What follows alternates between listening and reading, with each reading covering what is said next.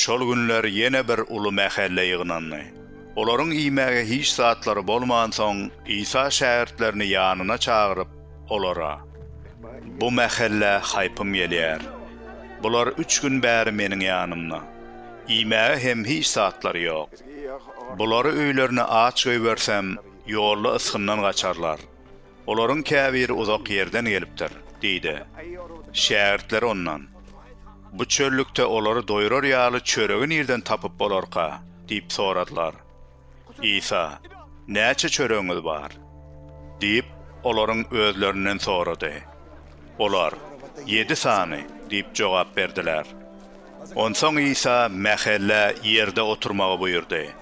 7 çörek alyp şükür edeninden soň bölüşdirdi-de paýlamak üçin şähertlerine berdi. Olar hem bulary mähelle paýladylar.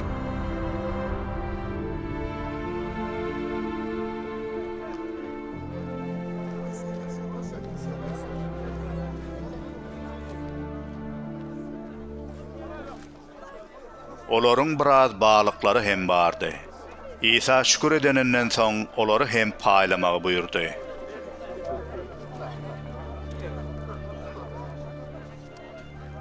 Hemmeler iýip doýdular.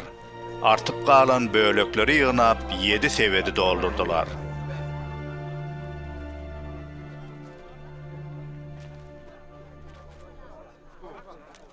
Ýenler 4000 goloy adamdy. Onsoň İsa olary ugratdy. Özü bolsa desine şähertleri bilen gaýga münüp Dalmanuta sebitlerine gitdi. Fariseyler gelip İsa bilen jedelleşmäge başladylar. Onu syynajak bolup gökten bir gudratly alamat görkezmegini talap etdiler. Ol hem ah çekip: "Näme üçin bu nesil alamat talap edýär? Size dogrusyny aýdýaryn. Bu nesle hiç bir alamat görkeziljek däldir" diýdi. İsa olaryň ýanyndan gitdi we ýene gaýga münüp beýlek kenara geçdi.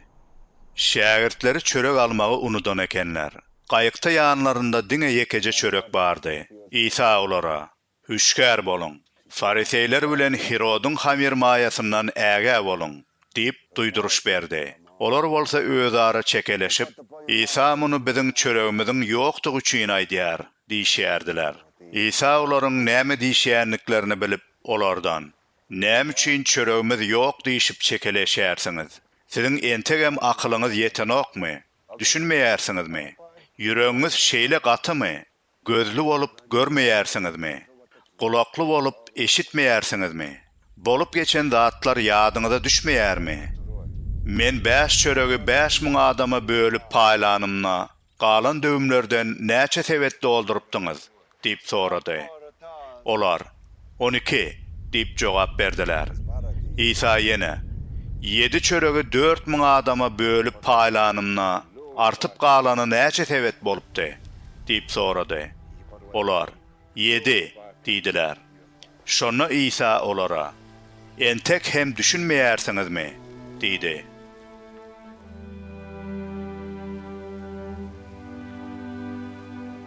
Onsoň İsa bilen şähertleri Betsaida geldiler. Ol ýerde İsanyň ýanyna bir kör adamy getirdiler we oňa elini degirmegini sorap oňa ýalwardylar. İsa kör adamyň elinden tutup onu obanyň daşyna çykardy. İsa onuň gözlerine tüýkürip, ellerini onuň başyna goýup: "Bir zat görýärsiňmi?" diýip sorady. Kör başyny galdyryp: "Adamlary görýärin. Olar ýörep barýan agaçlar ýaly bolup görünýär" diýdi. İsa ýene de ellerini onuň gözlerine goýdy. Kör çiňerlip seretdi. Şifa tapyp bar zady aýdyn gördi. İsa: "Oba girme" diýip onu öýüne ýiberdi.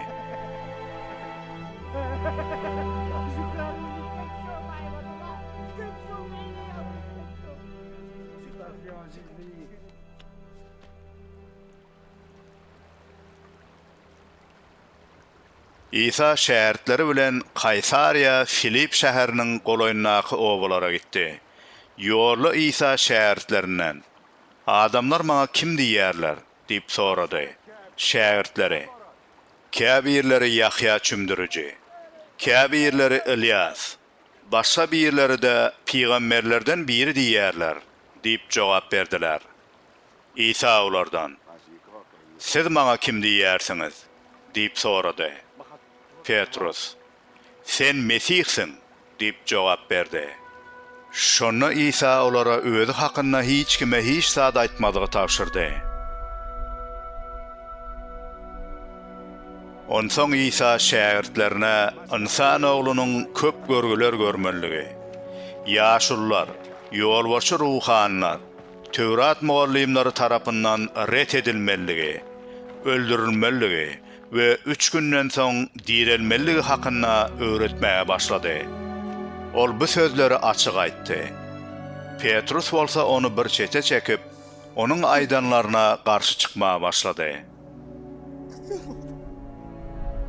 Emma İsa öwrülip, şägirdlerine seretdi we Petrusa, "Çekil öňümden, şeytan! Sen Hudaýyň işlerini däl-de, insan işleri hakda oýlanýarsyň," diýip käýedi.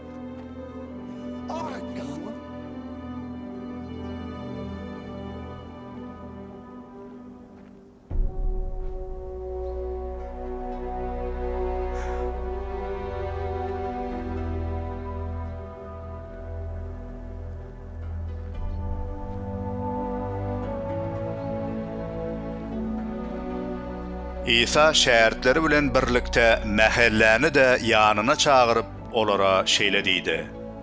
Kim meniň ýzyma ermek isleýän bolsa, özüni inkar etsinne, haçyny alyp ýzyma düşsün. Kim janyny halas etmek islese, onu ýitirer. Ýöne kim janyny meniň we hoş habaryň uğruna ýitirse, onu halas eder. İnsan tutuş dünýäni gazanywam, janyndan mahrum bolsa, ona näme peýdasy bar? İnsan öz janyna derek näme berip biler? Bu biwepa, günäkär neslin arasynda kim menden we meniň sözlerimden utansa, insan oglu da atasynyň şöhratyna, mukaddes perişteleri bilen gelen mahaly ondan utanar.